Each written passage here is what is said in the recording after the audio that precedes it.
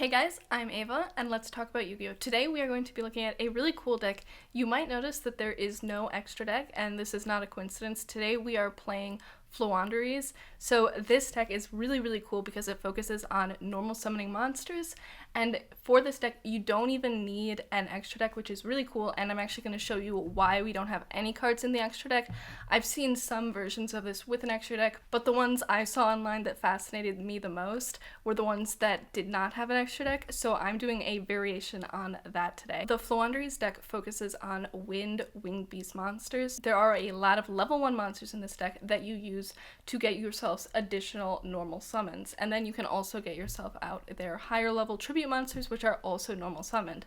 This deck does have a restriction on special summoning because you can't do it when you activate these cards' effects, but we do not need to at all for this deck. So let's just talk about the deck list really quick. There are 42 cards in this deck list. First up is Dimension Shifter. I think almost everyone who plays this deck runs this card. It is a really great card. It's good for going first because if you have no cards in your graveyard, you can activate its effect, which is that you can send it from your hand to the graveyard, and then until the end of the next turn, all cards sent to the graveyard are banished instead. This would really only be good on the first turn in most decks, but because of the way Floowandereeze plays, they are banished when they leave the field instead of going to the graveyard, so you can potentially even use this on your second turn if you draw into it, which I think is really cool and why this should definitely be included. It's also a really cheap card. This whole deck list is fairly cheap. The only really expensive card here is Raiza the Mega Monarch. You could exclude him, it would just make the deck worse, but you could definitely get this deck list under $100 if you were seriously limited in your budget.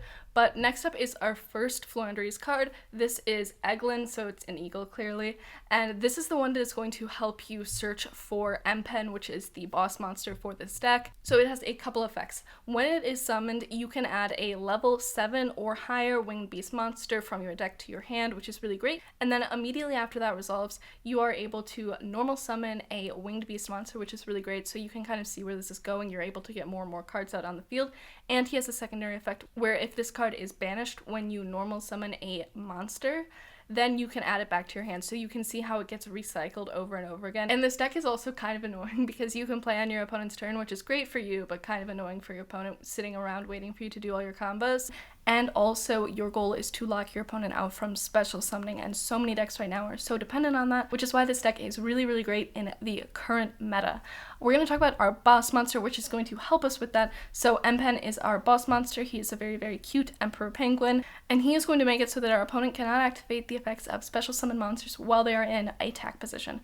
So very cool card. And also, when it is summoned, you are able to add a Floowandereeze spell or trap card from your deck to your hand, and we have a lot of really good ones in this deck, so that will be a very handy effect. And you also get a additional normal summon off of this card as well. Very great card. You can have the attack and defense of your opponent's monster. That's a handy effect, but not the main one that makes this card a really great boss monster. And this deck just overall is so much fun. I just love it so much. I have to keep saying that, but it's a really good deck, guys. By the way, if you guys like these types of videos and like my content, please subscribe to my channel. It would really mean a lot. Okay, on to the next card. And next up is Robin. So this one is very similar to Eagle. All of the level 1s function very similarly. However, instead of a level 7 or higher, this one is a level 4 or lower. And then you can also immediately normal summon a monster. So you could normal summon the one that you just added to your hand, and of course get your combo going that way. You could target Eagle, summon Eagle, and then target Empen, add him to your hand, and tribute using those two, which is a very quick combo. And this has the same third effect as Eagle, wherein if you normal summon a monster while this card is banished, you are able to add it back to your hand, which is of course very handy. Okay, our next Floowandereeze card is Strive. So this is an ostrich clearly. So this card again has almost all the same effects as the other two level 1s we talked about. However, this one's unique characteristic is that when it's normal summoned, you can banish a card from either player's graveyard, which is of course very handy that it says either graveyard. And also then you can do your normal summon, and same thing with adding it back to the hand. So you can see that like once you've played a few of these cards and tributed them, and then you normal summon one monster, you could potentially get 3 back to your hand, which is really great. Next up is Toucan. So Toucan's unique ability is that you can target one of your banished Floowandereeze monsters and add it back to your hand, and then of course you get to do your normal summon, same thing as we've seen before. So those are all of our Floowandereeze monsters. We do have 3 more monsters in this deck that are going to be really helpful for us.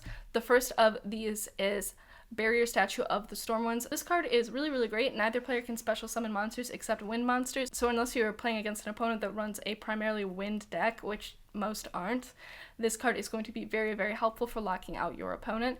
Next up is also Mist Valley Apex Avian. So this is another one of our tribute monsters, and this one just synergizes really well with this deck. Once this card is on the field, you can return it to the hand to negate the activation of a card and destroy it. So very, very handy. Also, a nice thing about this is that it's not even once per turn, it's just once per chain.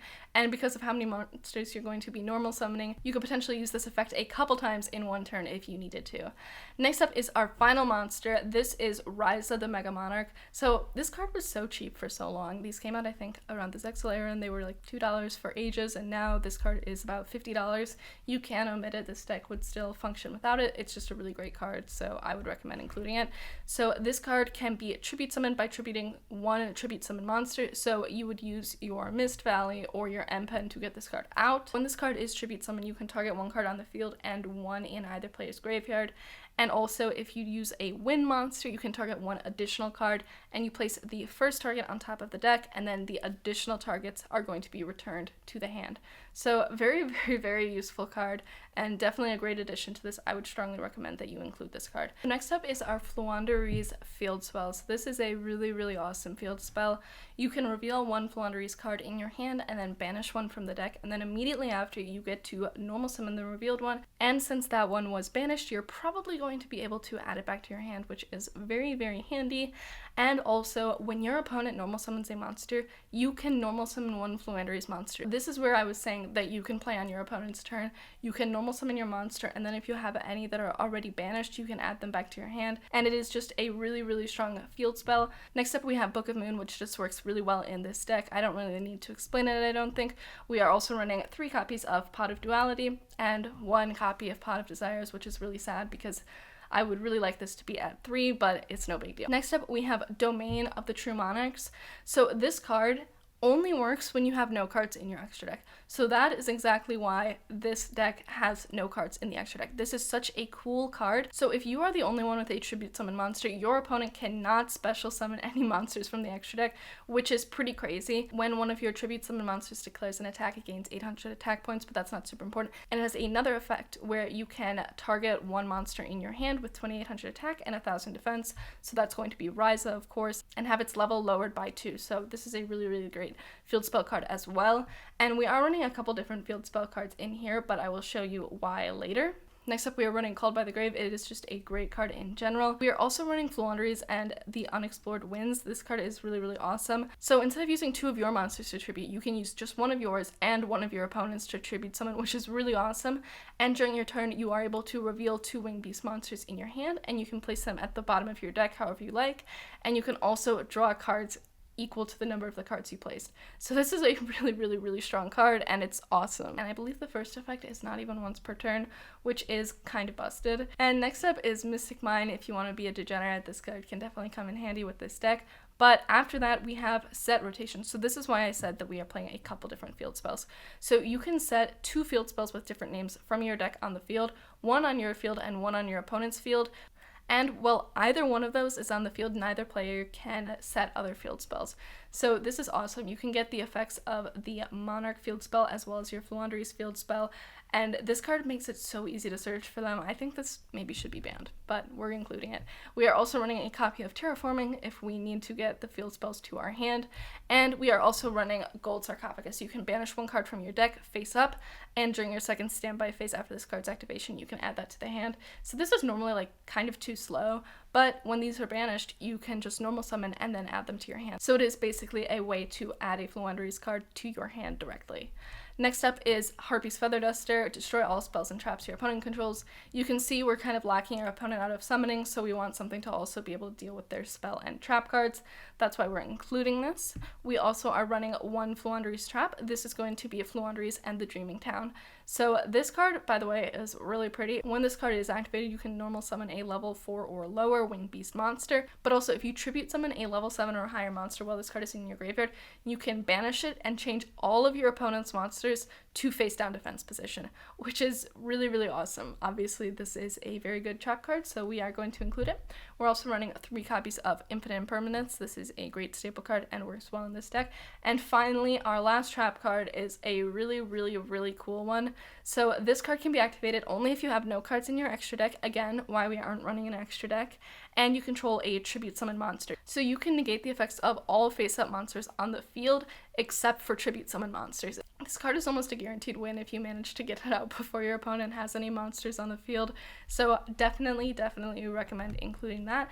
And I think this is just a really fun and cool deck because you don't need an extra deck, which one saves you a lot of money. So you're able to spend a bit more on those staple cards like Infinite Impermanence, and it kind of makes Raiza a bit more justifiable because you aren't spending anything on your extra deck.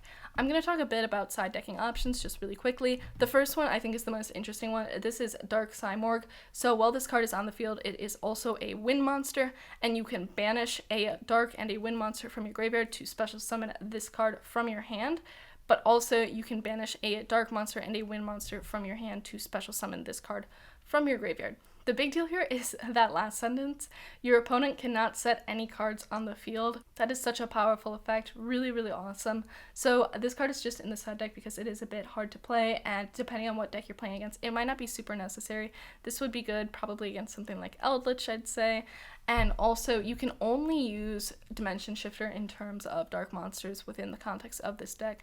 So we are just side decking it for this reason. We're also running copies of Nibiru. These ratios are all adjustable, by the way. You could definitely run 3 copies of this. We also have Dark Ruler No More and Twin Twisters, again, just to deal with more spells and traps. And we are running a copy of Raigeki, which is actually now at 3. So, I mean, you could run 3 copies if you want. We are also playing Harpy's Feather Storm. This is just a really, really good trap card that also kind of works well with Harpy's Feather Duster, but its first effect is really, really awesome, which is until the end of this turn when you control a Winged Beast monster, you can negate any monster effects that your opponent activates. So very, very awesome card. And we are also running Anti-Spell Fragrance, as well as Dimensional Barrier and Evenly Matched. So those are the side decking options that I just wanted to give you guys really quickly. Please let me know if you have any recommendations for this deck. It is such a cool and unique deck. I really love it. And I think there are definitely a lot of things that you could play around with in this deck. So let me know if you have any recommendations for how I can make this deck better, or just more fun, or maybe even more degenerate. Thank you guys so much for watching. Please give this video a like if you enjoyed it and subscribe to my channel. I will see you guys next time.